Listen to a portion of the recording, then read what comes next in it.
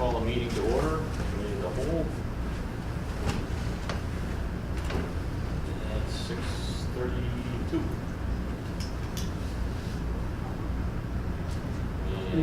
Roll call. Commissioner Ashton and Stackman are absent, so we just have Commissioner Lunar and Mano. That means we do not have a quorum. I want to be very clear that no votes, no decisions on anything presented today will be acted upon, nothing being voted, obviously because of lack of a quorum. This is just information. Most of the items that we do in the committee of the whole goes to the regular board meeting, which will be a week from today, so that we can, further discuss if need be.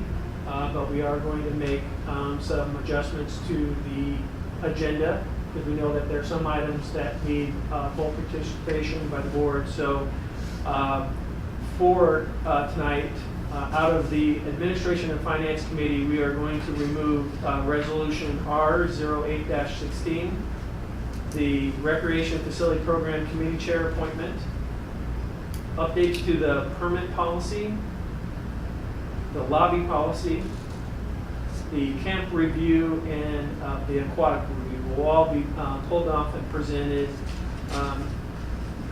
depending either next week with the full board, or we will do it at the committee of the whole in November. Okay? And since Dan Ashba is the chair of the Administration and Finance Committee, we'll just need someone to call the first night. I do that on the audit review from water. Right. Excuse me.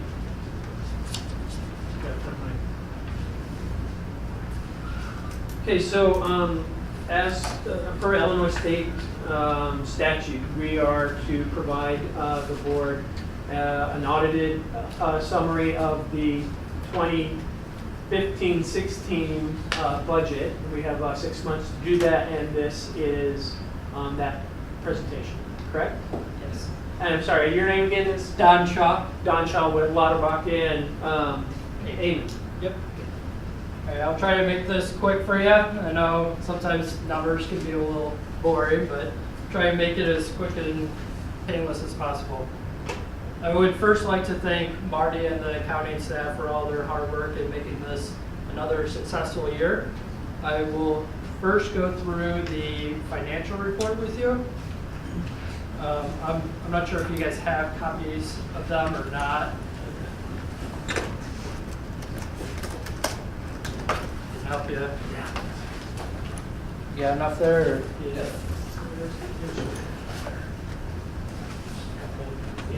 Yeah, I just gave them the management letter. Did you get one? They got it in the. We got it. Oh, you got PDF. Yeah. Okay, Yeah. I'm sorry. Yep, that's right. Just in case you want In case I Yeah. So I'm a paper person, sorry. So if you go to page Roman numeral 7 or VII, you'll see the certificate of achievement. We want to congratulate you on obtaining this award. There's a lot of deadlines and requirements in order to obtain this. So congratulations.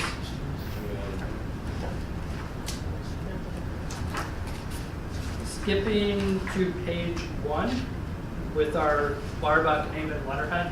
This is our independent auditor's report. We gave a clean, unmodified opinion, which is the highest opinion you can receive. It basically says that the financial statements presented are presented fairly. Skipping the page is the management discussion analysis.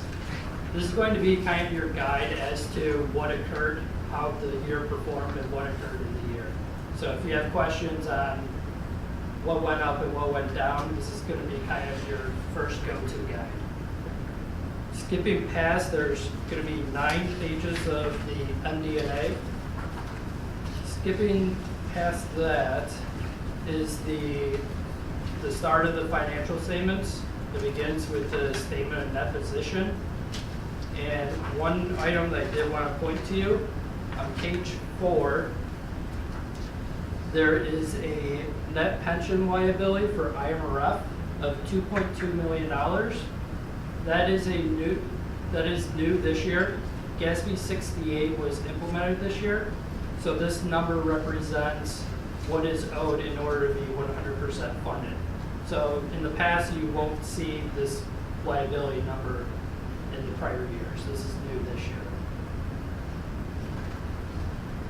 After the statement of deposition is the individual fund financial statements.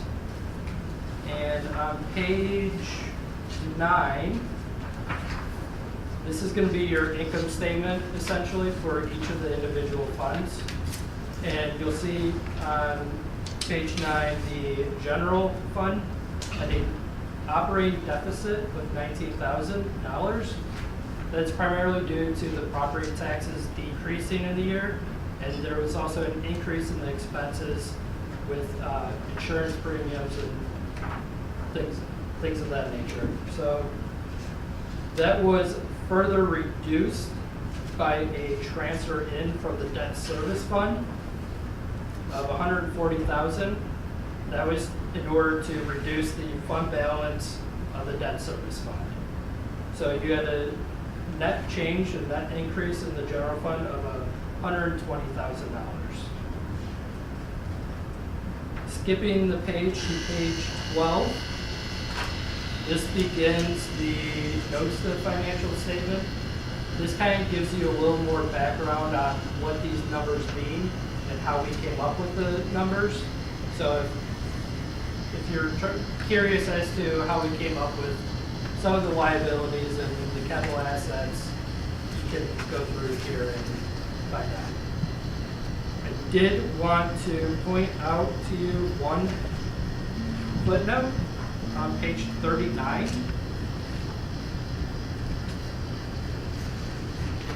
You'll find the IMRF footnote.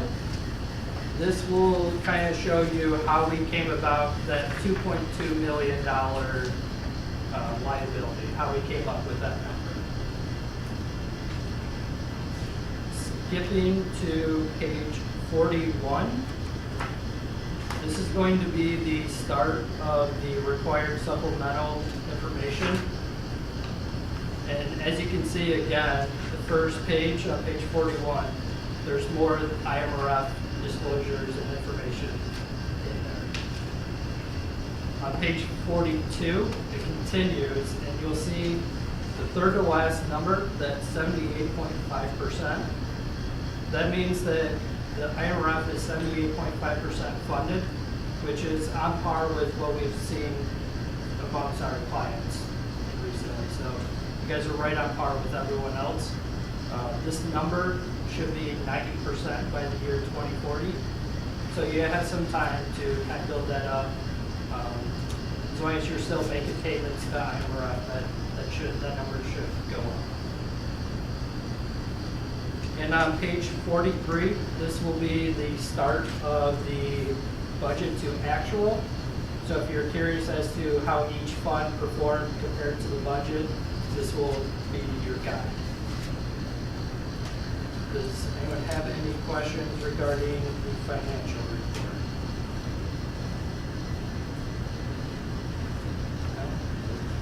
Okay, moving on, I will go through the management letter, which is the smaller report that we handed out.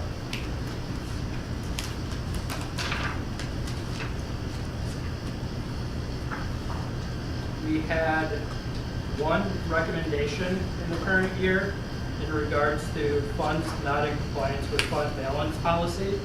So that's something, we have the general recreation and police fund. So that's something to look into to improve on and increase the fund balance for those. On all three of them? Yeah, all three, the general, recreation, and the police. So there's a minimum requirement based on the fund balance policy that was implemented. And that's kind of one of the tests that we do to check to make sure that fund balance is in compliance. We had 3 prior year recommendations, and all 3 have been implemented. So those will be removed in next year. Eventually. Does anyone have any questions regarding the financial letter or the effort? Okay, all right. Well, thank you so much for your time and enjoy the rest of your evening. Thank you. Thank you. Thank you very much. Yep. We'll talk to you later. Thank All you. right. Take care. Bye. Bye.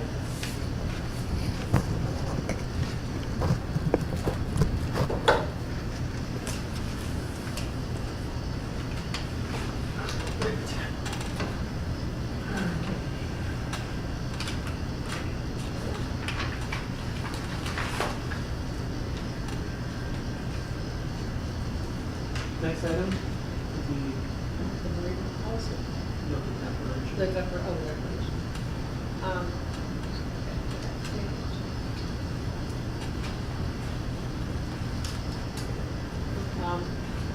Board of the Park Commissioners are declaring a vacancy due to the passing of Eileen Corsi, which we're very sorry for that she's no longer with us.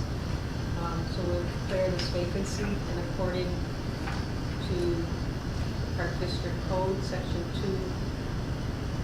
225 of the Park District Code, that whenever any member of the governing body of any Park District dies, that office may be declared vacant, so that's what we shall do tonight.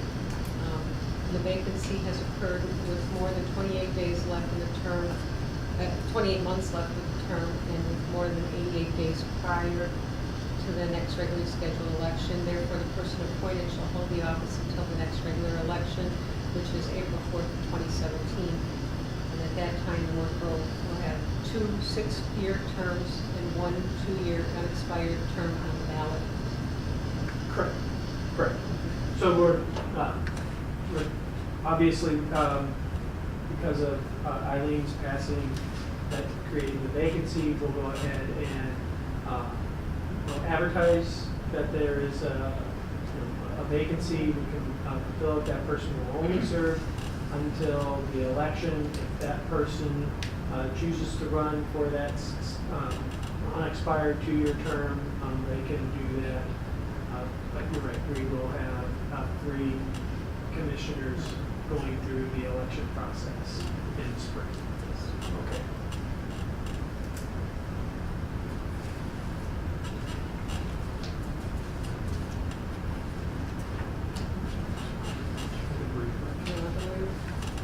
Alright, so now we have the personnel policy for the update to the bereavement leave policy.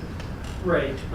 In July, the Child Bereavement Leave Act became effective, and in order for us to be compliant, we're putting our personnel policies in line with that law. And basically, it gives an employee the ability to take 2 weeks or 10 working days of unpaid leave to bereave of loss of a child. And that can be, they can use that time to make arrangements, grieve, attend a funeral, anything that they so desire. We just need to make sure that our policy, again, make sure our policy is in line with that. So this is their child, the employee's child, or Yeah. family? Foster child, stepchild. Adopted, make a word. Yeah. So we'll move that to next week's board meeting for approval. Okay. But can I just ask a quick question? Yeah, sorry. Is there an age on the child? No age. Okay. So if it was an adult child, it would still be the same? Yes. Yeah. Good question.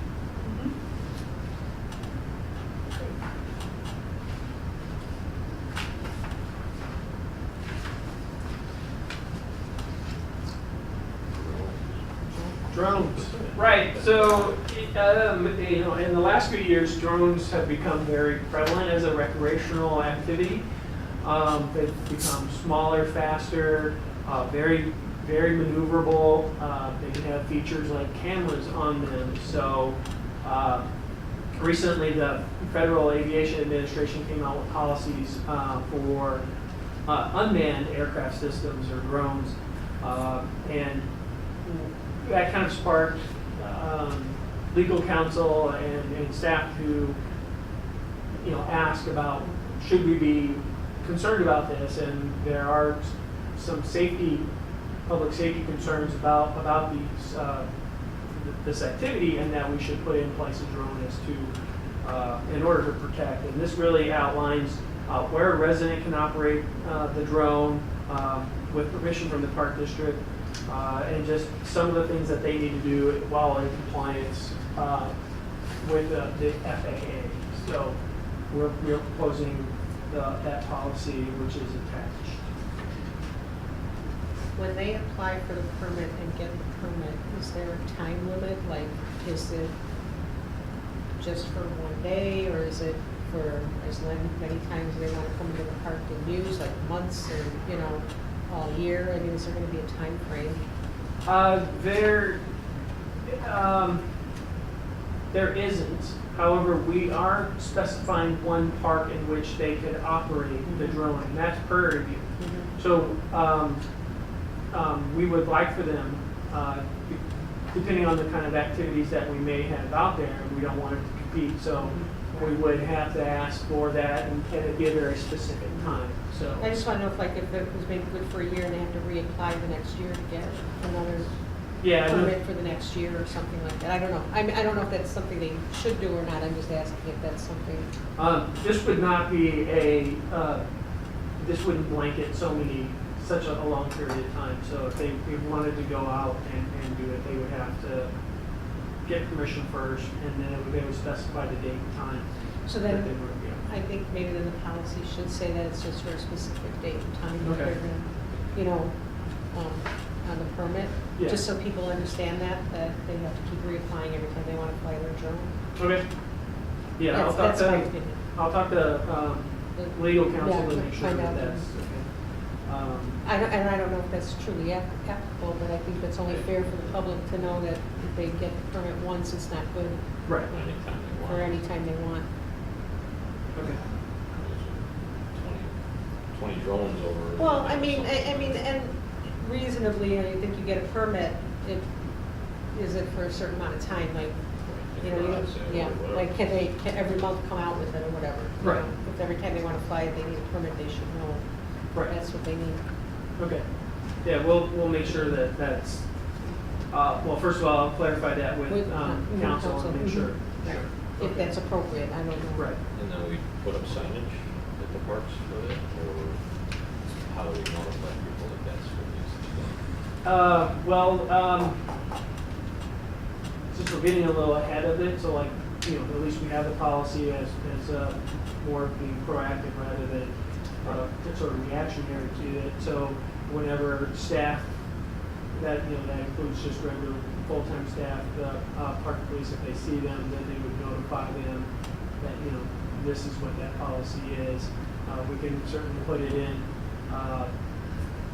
the winter, spring brochure, the summer brochure, will go onto the website, that sort of thing. So as of right now, it's not a problem, but, who knows? So. All right, that one's forward. Great. So the next item is Tree removals. right. So we have a significant number of trees throughout the parks that need to be removed due to either age or disease. We have 17, correct? 17 trees Yeah. throughout the. 10 of them are ash trees. Yeah, ash trees. We have some other trees. I think we have some pine trees that, is that included in this to treat Yeah, a them? couple of pine trees, but the cost of the treatment is not in this memo, Correct. because we're not doing it until spring. Yeah, there's some trees that, some pines that you may have seen that has some orange color to their needles. That's a disease that Greg is working with the tree company to treat those twice so that they can hopefully recover from them. So, but we do have a quote, 3 quotes. We went with the lowest quote of Trees RS out of Wakanda. take down those 17 trees at $4,380. One of those trees, the ones in Shermer Park, that one that was like looking, There's not one in show that we have on here. I'm not sure if John decided to do that one in-house. yeah, How big that is could it? be, because it was out in the field there. So. Oh, yeah, then they'll do that one, yeah. It's not too large, or it's not near power lines or Right. buildings, things like that. The guys are very capable of taking it down. We try to take on as much as we can and then come up with And then the remaining balance is the treatment and everything we're gonna do. Yeah, Spring. it's $35 a tree, but we counted up 86 Austrian pines that are out there. And you may not see it on all of them. It's only on the shaded areas where this disease comes. It's called the podium blight tip disease. Basically, it's a fungus that grows, and obviously, because it's not getting sunlight, the fungus is growing on it. And it's killing branches. It's starting to get out We used trees RS in the past. there. No, we haven't, but Park Ridge has used them, and Elmhurst has used them. Or check Oh, out cool. okay and their insurance. Because I was the same thing. I looked and I said, and then he gave me a couple references. So. Great. Any other questions? Move that to the next week's meeting? Sure. Okay. Mr. Snackman's not here, so I'll take that. Refund policies. Yeah. We don't do that. Yes. Joe, would you like to present this, or do you want me to do that?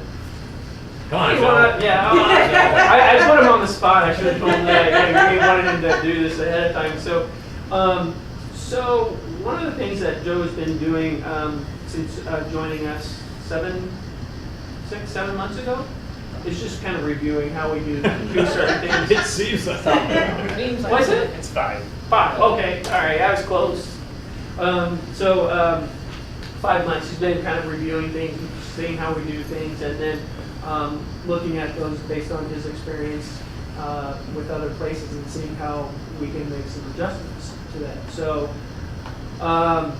under the current procedures, people may receive a full refund if they do that in 2 days in advance of the program starting. And this creates a bit of a problem for us because, 2 days before, we should have everything ordered based on the number of participants. It could be shirts, materials, whatever, it may be, uniforms. So it really puts us at a really difficult to be able to do that. So additionally, the procedure does not address special programs or memberships for like seasonal passes. So programs like preschool camps where they can register months in advance of the start of the program, and it often fills up quickly. So when people drop out, you can have a waiting list, and you can only move up so much, but that puts people thinking, okay, I'm on a waiting list, I'm number 10, I'm just going to go find something else, and we really can't, if we only had a couple people, and in fact, we could actually have less people because those on the waiting list go somewhere else because they really need the services and they need to get things locked in. So we're revising the refund policy here. So, and it really kind of breaks it down into a couple of different refunds. I mean, it's all policies, the principles are all pretty much the same, but depending on, there's a general program or whatever, there's we do specify that there is a administrative fee to do that, when they need to be able to do it, request it, those sort of things. And then there's preschool, kindergarten-based refunds, camp refunds, dance refunds, and I think I got all of them. So they're all similar, just a couple of different. Yeah, we tweak them based on, because the base program is a full school year. And they really kind of start from rolling those in almost to the point of as soon as they're done in school, just to make sure. And that's a big one, really, because parents really rely on that service. And if we fill up, we don't have an option for people. So it just really ensures that hey, you're going to register. We at least need to sort of recover. It's not trying to be punitive, but if we're purchasing uniforms and Right. equipment, then we need to be able to say, hey, if we can't, we need to be able to. So there were some gray areas that he's cleared up a little, some bit. Did I miss anything, Joe? No, I think that. That's in a nutshell. They also added some stuff with memberships as to when you can cancel a membership, for what reasons. We have short-term membership options for the fitness center. It's discounted if you commit to an annual membership. So we wanted to specify why you could get out of that annual commitment. Well, Fair. Okay. Any other questions? So move that to next week. Move that along. Okay. So the next one? Flex pass. Yeah. So this was an interesting thing at the beginning of the school year. So we offer parents a flex pass. So you buy like 6 flex passes, and in an emergency where you may have to bring your kids to us before school care, it's sort of an emergency. It's like, normally they're not in base, but because for whatever reason you have to go into work early, you can bring them to us. Well, that price was significantly lower than what the daily rate for the regular base program was. So you could buy flex passes, all these flex passes, and go every day of the week, and it's not, you are saving money, but it really, we don't, it's a service for us. We don't make a whole lot of money on it. The most important part is we have to combine regular registration and possible flex passes. When we take in the total number of kids, then we base our staff numbers on that. And All these extra. right.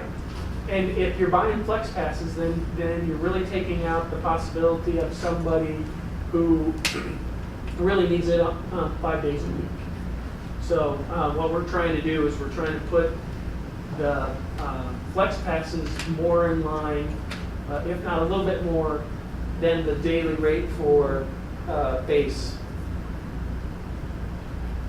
And this kind of outlines, the different base programs. You'll see why are the different numbers. Well, some of them have transportation, some of them don't. Some, I think has more kids, more staff, that requires us to have a higher percentage. So, is there anything that you want to add to that, Joe? No, we took it to what the fee is divided by the number of school days available for that program to come up with a daily fee. That's how the table that's on there has the yearly fee, and they're different, as Jeff said, because of some having different number of school days, but also the before school for District 73 and District 67. That program is held here, and we bus them to the schools with transportation costs. To come up with these new proposed fees, we just divided it by the number of school days for what a full participant. That just brings us more in line, like a 25% increase. Not that it's huge, but that's because we were just that much lower than what we should have been. Correct. So the new proposed flex pass is equal to the daily rate? No, we marked it up because it really is a premium sort of service, so. Right, okay, so it's more than, Yes. okay, that's There's fine, a- that's why I just yeah. wanted to be sure. There's a small markup. Yeah, But but yeah. still, Long term, I think we'd like to go even higher, but it would have created the. Yeah, no, that's 10 fine, I just wanted to make sure that it 25% was either increase. equal or above. Yes. Because, you know, Yeah. you don't want to go backward. right, exactly. But you'll see, I mean, a 20, 10, 25% increase. I mean, these are, you know, these are working families. We understand that. We're trying to be sensitive to it. However, I mean, that we just, you know, it's a $20 difference between the current Right. to what it should be, just to be slightly above the daily average. So, you know, that's going to be the one that people are going to like hold on to. And again, we gotta cover our costs, so. Well, we can't, again, this is a fairness thing. We can't discount theirs for the, you know, based on everybody else. It's like, why am I doing this when I can just use flex passes? Right. So, So, good catch. move that to next week. Yeah. All right. Okay, so under general discussion, new business, we have the statement of receipts and disbursement. Did it again, Marty. Disbursements resolution. We could probably. So this is one of those things that we need to do per statute. Yeah. So we have to publish that. We don't have to publish it anymore. Really? No, we just produce a notice that it's available. And it's a much smaller, much Yeah. cheaper. That's Yeah. it. I was Because gonna say, yeah. we, before it was like 6 cents a line or something, it got to be very pricey. This is just the same part of the legal ad, so we just don't, it's very, very much cheaper.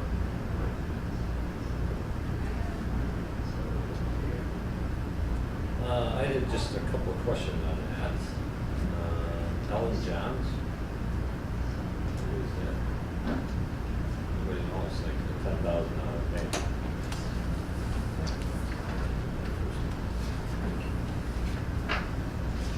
Ellis, that's No, the, it's- Ellis is the No, guy. it's- No, Ellen Johns. Oh, Ellen Yeah, Johns. I will have to look into it because I'm not really sure who Ellen Johns would be. That does kind of stand out, doesn't it? Is it under salaries? Or is it under, disbursement? It, Disbursement. Yeah, under- Yeah. That's right. Didn't see that. And then our karate club. Yeah, that's our payment. 9,000. That's the payments we make for, Yeah, it's a shared revenue. I mean, they make, I believe all of our independent contractors are on a 70-30 split, yes. so. Which in this industry is pretty good. Most of them are like 90-10, 80-20, so. If I remember, was that, was our graphic artist, Oh, that might. that was our graphic artist before, Kathy. Kathy came came. Yeah, so, yeah, we Under were, contract. That's right, because it was Blue not Sh- to exceed 10,000. Yeah, it was Blue Stream and, but we'll, how much, we'll double check it. and I'll leave it. And then Comcast cable, we're not allowed to look into a different provider. We're paying them more than our electric. well, Well, that's because we have those premium those- packages. Exactly, those cameras on all those machines down Yeah. there Right. have to have their own receiver for each one of them. So it's $470 or $79 a month, Yeah, just Yeah. for that Right. portion of it. yeah, because you know, everybody wants to run on a treadmill that has the screen right in front of them. Yeah. I mean, that's a cost. Before we got those, we had one Comcast, and that would, everybody's watching the same channel, but in order, every one of those machines have their own receiver. So they can change. Yeah. Yeah. Yeah, so we were having problems with the Comcast in the springtime, correct me if I'm wrong, but the guy comes out, sees how everything is wired, and said, yeah, this is illegal, Yeah. right? Right. So he had to redo it, and it Right. bumped us up. Right. It's a considerable amount, but we thought, hey, We've been providing service to the members, and to cut back on any channel would be difficult for them. So we just decided we'll spend the money. We received complaints about the old Comcast used to have certain channels that when we brought the new one in, it didn't have. Right. So we had to update those channels, and then other people were, there were complaints about this, the reception. So we ended up with the Comcast. You'd be surprised how much people put in these little amenities about what club to go to, so we really have to watch it. And with our competition, across the street and down the road a little ways, we just need to be very sensitive. And I have a friend at work that, she lives in Morton Road, but she belongs to Lifetime Fitness, but it's expensive, and so now she's trying to decide, does she, and then we found out we get a park district at work, in Skokie, the Weber Center gives the North Shore discount. Mhm. So she's trying to decide, but it's really painful for her because all the amenities at Lifetime compared to what's at Weber Center or here, she's like, I don't know, and she's like painting over it. I'm like, oh. Yeah. Yeah, no, my wife was very much, we need to join Lifetime, and I'm like, I'm in public recreation, and I'm not going to a Lifetime Fitness. So, but I mean, they're nice, but yeah, I mean, you pay a premium. Well, that's, when she told me she pays a month, I'm like, oh, God. Yes. Yeah, so, that's, We move that forward, I guess, and probably more discussion maybe at the board meeting when was that? on this first statement. Do you have any items you want to email to me, if you want to come in one day, and go over? We'll check on Ellen Yeah, to make sure that all, I'll email it out to everybody. Thank you, Marty. Cover it. okay, I'll move. There's no, Executive. yep, no, so. Well, this really isn't a meeting, so but we want to be formal about it. Same. Outstanding.